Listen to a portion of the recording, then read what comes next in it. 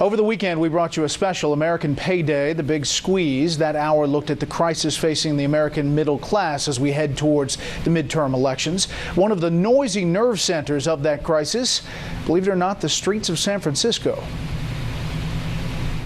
I believe this is the defining challenge of our time. Democrats have been talking a lot lately about income inequality. There is no greater challenge this country has than income inequality, and we must do something about it. This is not an issue that's going to go away. Concern over the unequal distribution of wealth is becoming a familiar theme in American politics, especially on the left. Shut down Wall Street! And Democrats hope it will play a major role in this election cycle. What we're talking about here, income disparity, inequality in recognizing the value of work, can do more to undermine the middle class and therefore undermine our democracy. But pegging the election to income inequality might prove tricky for Democrats. For one thing, income disparity tends to be most stark in the places that are run and populated by Democrats.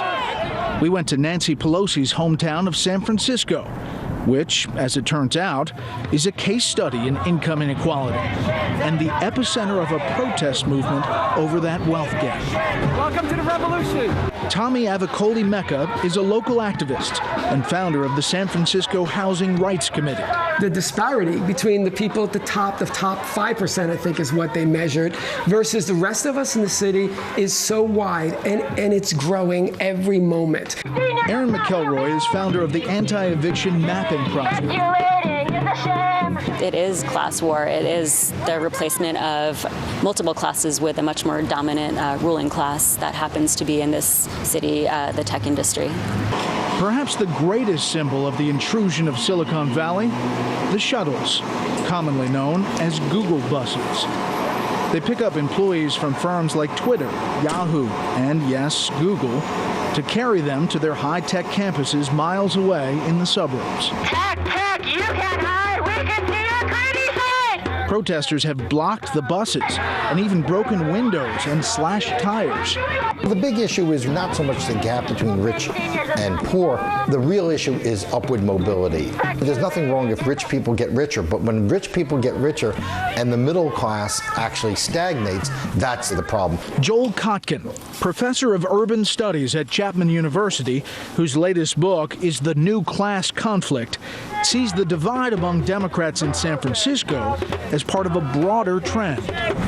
What's ridiculous is what you're doing to our people. Who are you? Who are you? Just let those people go to work. You're going to see a real conflict in the Democratic Party between the gentry wing and the middle and working class wings. The election this year will hinge largely on energy-producing states where there are still some Democrats there, and they're having to run in an atmosphere where many people believe that after the election, President Obama will sign all sorts of measures that will really go after the energy industry. Tomorrow we'll take you to one of those energy states, coal-rich Kentucky. It's an essential battleground, of course, in the fight over the Senate. And coming up this weekend, another hour special looking at real people's stories in Colorado.